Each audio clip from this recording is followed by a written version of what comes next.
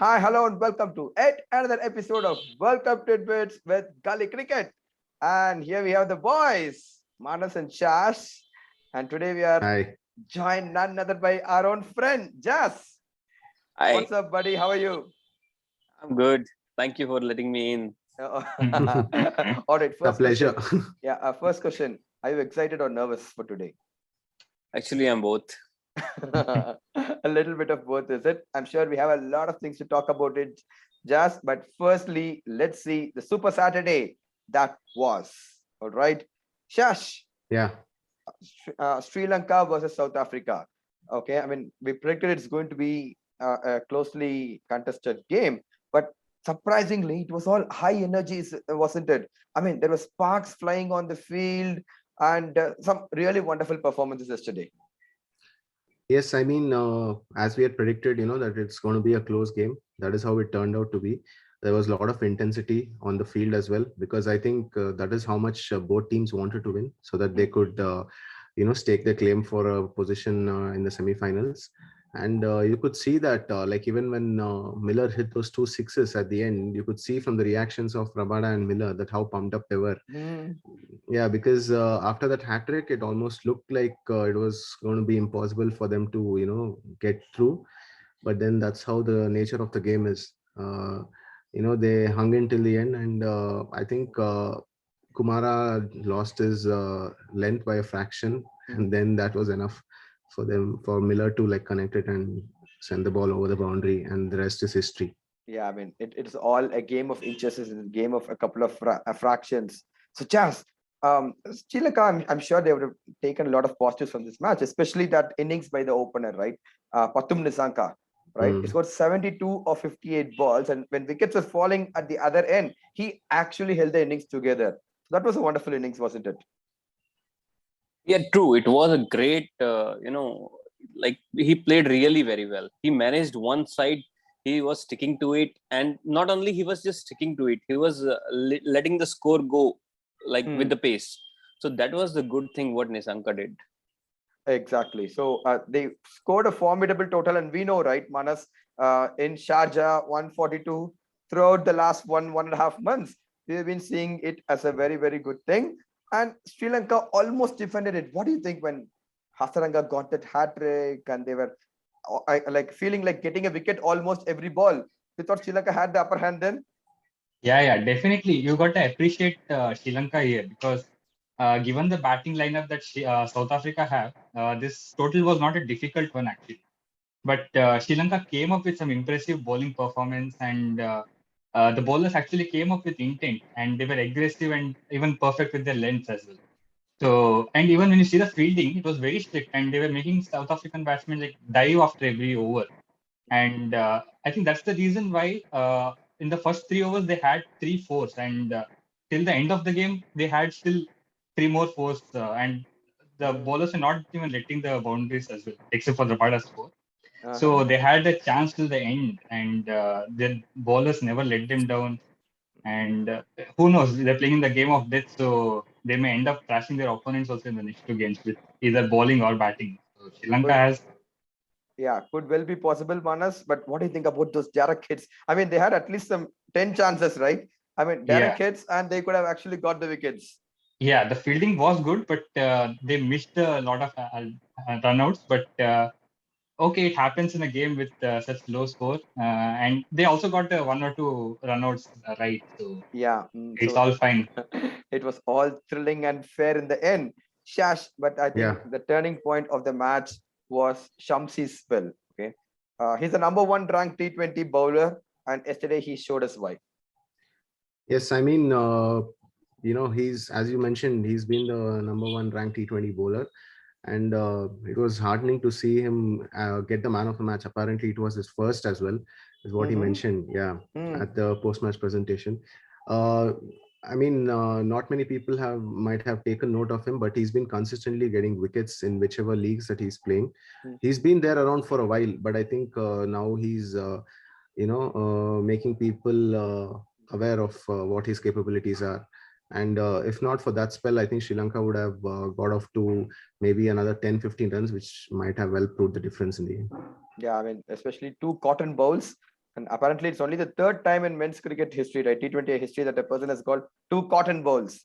Oh, Okay, okay. which actually tells that people are struggling to pick up his turn and all of that. Okay, so just to end this match, 15 runs required of the last 5 balls, right? I think 14 runs required of the last 5 balls. So what is Yeah. going on in your mind? Like you thought Killer Miller would be back at it again because he hasn't done it for any team in a while. But Exactly. yeah, but what were you feeling? See, when I was watching the match, I thought, oh, they have lost it. But Hmm. the way he came, that was unpredictable and unexpectable. So it was really a great match. Great match. Yeah, Great so for the entertainers, great for the people who are watching the match. exactly. I mean, that's what Miller is known for, but we Yeah. haven't seen him play like that in a while. And yesterday, it was as if like we went back some 6 years or 7 years.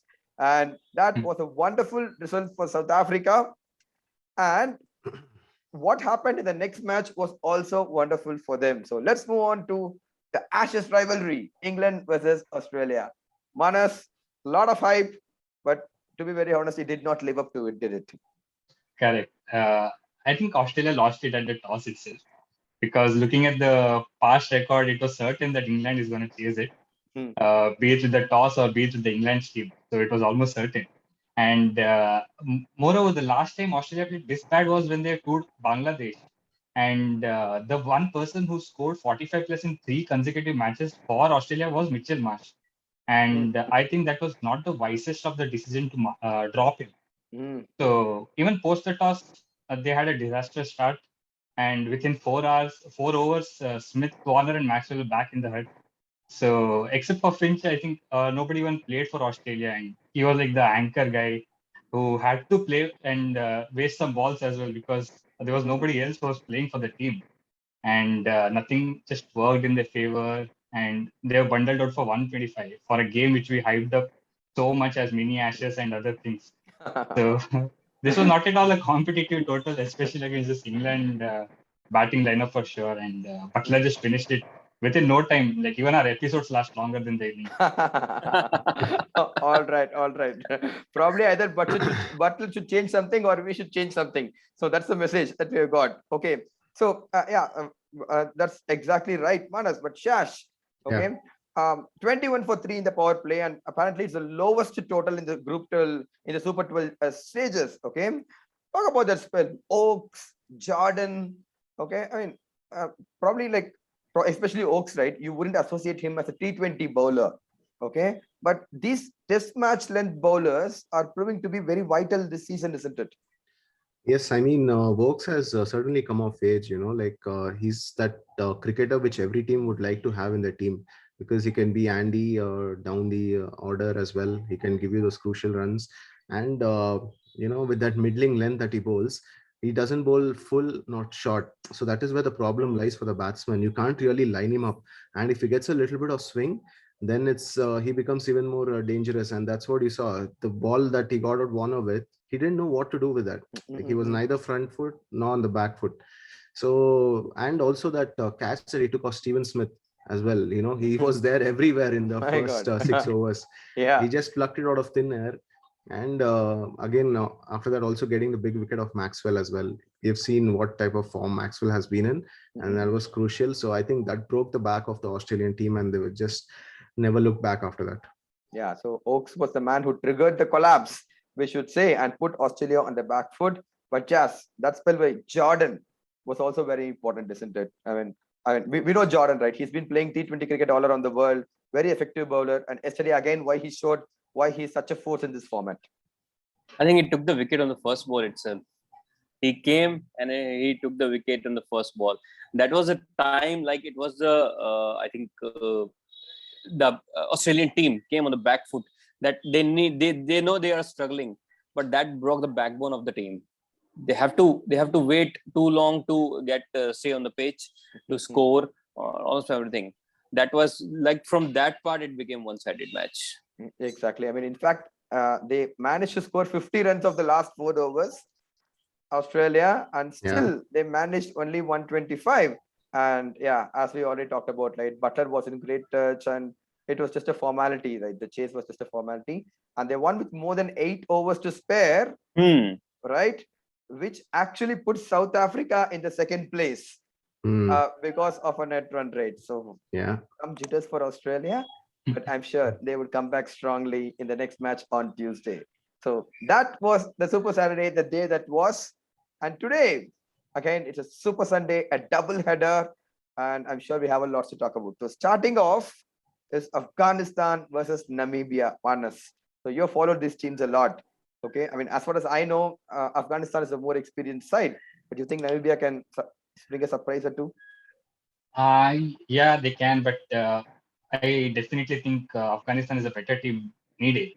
But that being said, Namibia has also defeated Netherlands, Scotland, and Ireland as well. So, but it has been mainly like one player performance, David Visa, and some other players chipping in between, like Smith and in the Crumpleman in the last game. Yeah. So yeah, if they all combine and come together in a single game, then it's not difficult to defeat Afghanistan. But Afghanistan surely is a stronger team, and even though Pacers do well on this wicket, Rashid Khan has taken like 10 wickets in 5 matches. So the Pacers are doing good. Not that good, okay, but they might do good today. And Rashid Khan and the batsman as well can I know take on. probably you thought about that 19th over when you said, okay, not that good, right? Yeah. All right. Shash, Afghanistan, we know, right? I mean, they almost won against Pakistan. They would actually feel more confident, isn't it? Even after that loss, they would be feeling more confident. We were so close. If we can win big today and probably upset either India or New Zealand, they would have a chance. So I'm sure they would be going all in today, Afghanistan. Yes, definitely. They would find this as an opportunity, you know, where they can stamp their authority as well. Because considering the options that they have in their bowling, the mystery element, you know, like with Mujib and Rashid Khan, it's definitely not going to be easy for Namibia, who don't have much experience in this, you know, in international cricket in general. So I would obviously go with Afghanistan, you know, and maybe they, seeing the way that they played, you know, last time, even when they were losing wickets, they were, you know, going for runs. So I think they'll follow a similar template here, and they would look to score big if they bat first, or if they bowl first, they would like to get the opposition out for a lesser score so that they can chase it down quickly. So I would say it's going to be Afghanistan all the way today. All right, so it's definitely advantage Afghanistan, but we never know. Namibia has been having a dream run in this World Cup so far, and probably they would want it to extend for one more day. And it's a day game as well. Okay, so probably dew is out of the factor. And yeah, it's a Sunday. I mean, ICC has given them a Sunday afternoon game, right? So I'm sure, okay, that would actually give them a lot of fans and viewership as well. But Jas, the big one today. Okay, you said you are nervous and excited. All right. It's a virtual quarterfinal, isn't it? India versus New Zealand. I'm sure whichever team wins has a great chance of going to the semis, and the team that loses is almost knocked out. Exactly. See, India, every Indian wanted in the last match Afghanistan to win because they were watching in that sense, but somehow things turn around. Asif played very well, but today's game is very important for India perspective. They really wanted to win the game because the loss was very big when they lost they lost first game. So that's why it's as you said, I'm excited and nervous also because I want India to win and I want India to play in the finals with Pakistan again for the revenge. Yeah, and win the match as well. Okay? Yeah, exactly. All right, Manas. Okay, I know like they've had a 1 week break. Okay? I know that was a bitter pill to swallow against Pakistan, but they've had a 1 week break. We saw them practicing, and Hardik was bowling and all of that. Okay, so do you think they'll be in a good space right now, especially with all the backlash that has come out, right? So do you think they'll be in a good space for this match? Yeah, definitely. And most of the times we see that India loses the first match but comes back strongly later in the tournament. So I'm expecting this break would have like given them some time to recharge and come back strongly. And yeah, definitely with the kind of criticism last match that Shami got, I think he'll be lethal today, and he would want to prove himself. He need not prove actually because he's done so much for India. But I think definitely he'll come back stronger today and take some wickets, especially against Kane Williamson. He has a good record. In less than 40 balls, he's taken 4 wickets. So I'm hoping he continues that run against him and takes him off early. All right, so we will have to trust Manas if he tells the stats, because He's a he's stats man. he's a stats man, and I don't think any one of us knows as much as numbers as Manas does. But Shash, Yeah. what do you think are the changes that India needs to do? I mean, do we need to do any? I know it's just one match, but since it's a do or die, do you think India would go in with a couple of changes? Yeah, I would ideally want Ishan Kishan in place of Hardik and Shardul Thakur in place of either Bhuvi or Shami. I mean, maybe not Shami, maybe Bhuvaneshwar. These are changes based on the form, you know, what we have seen like in the warm-up matches or in the IPL, because it's about getting the right balance. As it is such an important game, you cannot have like out of form players or the ones who lack confidence, you know, taking the field. So if you have your best 11 playing there, I would say India, you would be giving India the best chance to win. So these are the things that I would probably do. Yeah, I mean, those two changes, that's what a lot of people expect. But I mean, we don't know Kohli, right? I mean, Yeah. whatever he thinks at the time, and only after the toss, we will know. Okay, but just one interesting thing is India hasn't really had a great record against New Zealand in the ICC tournaments. Okay, apparently Manas told me the other day that we last defeated them in 2003. Okay, when it Yes, comes 18 to years. 18 years, and we lost some crucial matches in the beginning as well. Okay, including Test Championship final. Okay, so you think that would go in favor of New Zealand, or it's all history? See, I think in this World Cup, from the beginning itself, things are turning around. See, India lose with Pakistan despite all the previous records. So I think this time, this is the time we can change the stats, we can change the history. All right, there you go. Okay, Yeah, we got the answer. Yes, we got the answer. That's a very, very positive, optimistic way of looking at things. Okay, all right. So just the last couple of questions, Manas. Any interesting matchups that you're looking for? Okay, so probably this person versus that person and stuff. Probably Rohit versus Bolt, because Rohit has been struggling against left arm paces, and In-swingers. Bolt is one of them who can take him out and has taken him out also 7 times earlier. So I'm hoping Rohit comes back stronger, because he's played him in Mumbai Indians net, I hope, and has practiced well. So even if not, I hope Virat Kohli or someone steps up, because Virat Kohli also has a lot of runs against New Zealand, 302 runs and 145 strike rate, as well as Rahul. So I'm just hoping that one of the top 3 plays well. All right, we really hope they play well and it doesn't become like the previous matches with the in-swinging ball. Shash, okay, that has always been the problem, isn't it? The openers, Indian openers, especially big matches, swinging ball, we just lose 3-4 wickets and we are always behind the head game. So do you think probably we should change the strategy a little bit? Just stay there for 4 overs, 5 overs, and then go for it? Well, it all depends, you know. Yeah, like how the pitch behaves basically. So I would say you know, they should have the roles defined clearly. Someone like Rahul should probably go on the because he's better if he plays freely. So, and maybe Rohit Sharma can just relax a little bit. But yeah, it is very important that these people don't lose any early wickets like what happened in the last match. Otherwise, it's going to put a lot of pressure on the middle order. So it's very imperative that we get off to a good start. Yeah, we have been seeing the trend in this World Cup, isn't it? All the teams which lose early wickets in the power play, they struggle, and finally they manage to get to that 120, 130 mark, which is exactly what does not want to happen. And considering this surface, no, I think anything below 160 is going to be like very easy to chase, because it seems like a true surface, the Dubai pitch, which you saw yesterday as well. England made a mockery of what Australia, you know, got on the board. So yeah, I think 180 seems like 170 seems like a pass score on this pitch. Yes, it seems. I mean, especially with all the dew and everything coming in. Yeah. Okay, it's going to be a very, very interesting match. I'm sure the whole of India is waiting for it. It's a Sunday evening 7:30 match. I'm sure you all have your plans. Just on a final note, predict your man of the match. Rahul. Today's man of the match will be Rahul. All right. So you have some poetry for Rahul? I'll definitely make it. Yeah, you will have to make it and you will have to put that as well. Okay. Sure, 100%. All right, guys. So do not forget our contest. Yesterday's contest, we have some right entries for both the matches. And let's see. Okay. The first match, it was, who was it? Shamsi. Shamsi. Tabraiz Yeah. Shamsi. Yeah. Tabraiz Shamsi for his wonderful spell. So we had around 5-6 right answers.